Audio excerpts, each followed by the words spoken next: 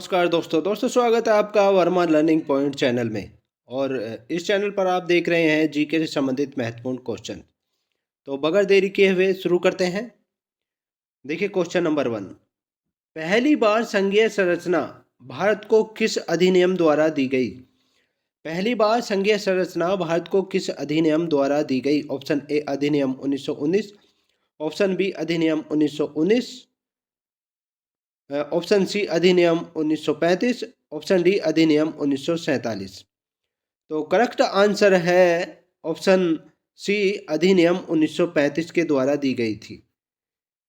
पहली बार संघीय संरचना जो दी गई थी भारत को वो अधिनियम 1935 के द्वारा दी गई थी। और डिटेल देखते हैं इसके बारे में। भारत सरकार अधिनियम 1935 बना था जो अंग्रेजों द्वारा बनाया गया था और इसके द्वारा निम्नलिखित प्रावधान किए गए थे। जैसे अखिल भारतीय संघ की स्थापना की गई थी, केंद्र में द्वैध शासन की स्थापना की गई थी, प्रांतों में स्वायत्त शासन की स्थापना की गई थी और शक्तियों का विभाजन किया गया था 3 सूचियों में। जो ये सूचियाँ अब आपको दिखाई देती हैं, केंद्र सूची या संघ सूची। पहली थी केंद्र सूची या संघ सूची, दूसरी राज्य सूची और तीसरी समवर्ती सूची। और संघीय न्यायालय की स्थापना की गई थी, केंद्रीय रिजर्व बैंक की स्थापना की गई थी, सांप्रदायिक निर्वाचन पद्धति का विस्तार कर उसमें आंग्ल भारतीयों जैसे ईसाइयों, यूरोपियों एवं हरिजनों को भी शामिल कर दिया गया था।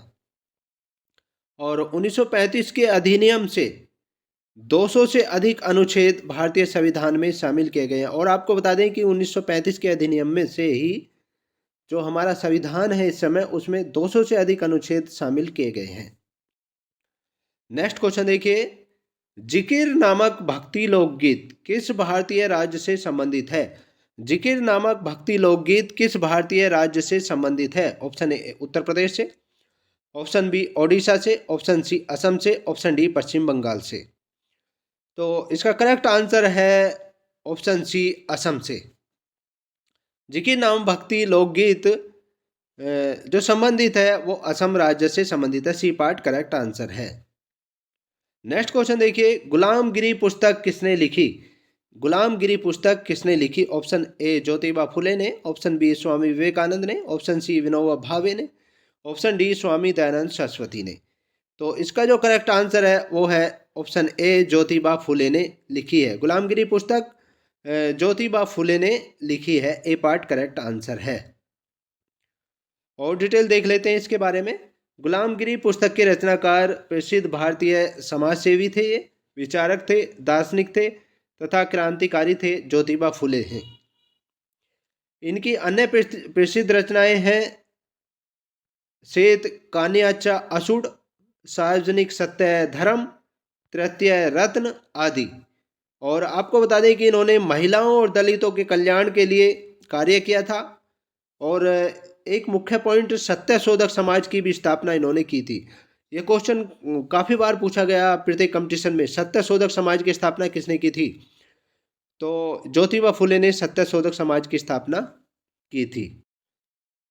नेक्स्ट क्वेश्चन देखिए, सर्वोच्च न्यायालय द्वारा कितने प्रकार की रिट जारी की जाती है? यहाँ पर रिट है, रेट नहीं, रिट।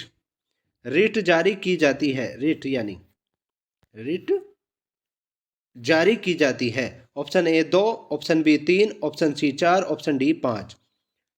तो करेक्ट आंसर है 5 प्रकार की रिट सर्वोच्च न्यायालय द्वारा जारी की जाती है।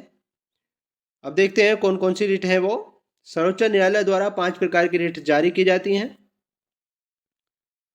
तो पहली है बंदी प्रत्यक्षीकरण, दूसरी है परमादेश, तीसरी है प्रतिषेध और चौथी है उत्प्रेषण। और आपको बता दें कि 5वीं अधिकार परीक्षा है। ये रिट सर्वोच्च न्यायालय द्वारा जारी की जाती हैं। नेक्स्ट क्वेश्चन देखिए, जलियांवाला बाग हत्याकांड के लिए कौन ब्रिटिश जनरल जिम्मेदार था? जलियांवाला बाग हत्याकांड के लिए कौन ब्रिटिश जनरल जिम्मेदार था? ये बहुत ही इंपॉर्टेंट क्वेश्चन है, क्योंकि कितनी बार ये क्वेश्चन पूछा जाता है। हर बार ज़्यादातर ये क्वेश्चन पूछा जाता है, कभी किसी रूप में, कभी किसी रूप में। तो इससे संबंधित मेन पॉइंट देखिए। तो जलियांवाला बाग के लिए कौन ब्रिटिश जनरल जिम्मेदार था? Option A Hastings, option B Cornwallis, option C Dyer, option D Dalhousie. तो करेक्ट आंसर है ऑप्शन सी जनरल डायर इसके लिए जिम्मेदार थे। और डिटेल बताते हैं इसके बारे में। जलियांवाला बाग हत्याकांड, पहली बात तो 13 अप्रैल 1919 को हुआ था और इसके लिए ब्रिटिश जनरल डायर जिम्मेदार था। और इस हत्याकांड की जांच हंटर कमीशन के द्वारा की गई थी। हंटर कमीशन के द्वारा इस हत्याकांड की जांच की गई थी और कांग्रेस ने भी इसके लिए एक समिति बनाई थी। इस हत्याकांड की जांच के लिए कांग्रेस ने भी एक समिति बनाई थी जिसमें मालवीय समिति कहा जाता है। मालवीय समिति का गठन किया था कांग्रेस ने इसकी जांच के लिए। और ये आपको बता दें कि ये पंजाब के अमृतसर ज़िले में है जलियांवाला बाग, जहाँ पर रॉलेट एक्ट के विरोध में प्रदर्शन हो रहा था, शांतिपूर्ण प्रदर्शन हो रहा था। लेकिन जनरल और डायर ने निर्दोष लोगों पर गोली चलवाने का आदेश दिया और काफ़ी निहत्थे लोग, बहुत सारे लोग मारे गए थे और घायल हुए थे अनेकों लोग। और उस समय वायस आए थे लॉर्ड चैम्सफोर्ड। नेक्स्ट क्वेश्चन देखिए, भारत के महान्यायवादी भारत सरकार के कौन हैं? ये हमें बताना है। भारत के जो महान्यायवादी हैं वो भारत सरकार के कौन हैं? ऑप्शन ए मुख्य खाता अधिकारी, ऑप्शन बी मुख्य कानून अधिकारी, ऑप्शन सी मुख्य ऑडिट अधिकारी, ऑप्शन डी मुख्य चुनाव अधिकारी। तो इसका करेक्ट आंसर है ऑप्शन बी, मुख्य कानून अधिकारी होते हैं महान्यायवादी। भारत सरकार के मुख्य कानून अधिकारी होते हैं। और डिटेल जानते हैं इसके बारे में। भारतीय संविधान के भाग 5 के अनुच्छेद 76 में भारत के महान्यायवादी पद का उल्लेख है, जिसकी नियुक्ति भारत के राष्ट्रपति द्वारा की जाती है। और यह भारत सरकार का मुख्य कानून अधिकारी होता है, जिसे भारत सरकार से संबंधित मामलों के लिए भारत के किसी भी न्यायालय में सुनवाई का अधिकार होता है। और इसे भारत सरकार का वकील भी हम कह सकते हैं, क्योंकि ये भारत सरकार की तरफ से ही वकालत करते हैं। नेक्स्ट क्वेश्चन देखिए, लोकसभा में अनुसूचित जाति और अनुसूचित जनजातियों के लिए कितनी सीटों को आरक्षित किया गया है? लोकसभा में अनुसूचित जाति यानी एससी और एसटी के लिए कितनी सीटों को आरक्षित किया गया है? Option A 39, option B 85, option C 109, option D 131।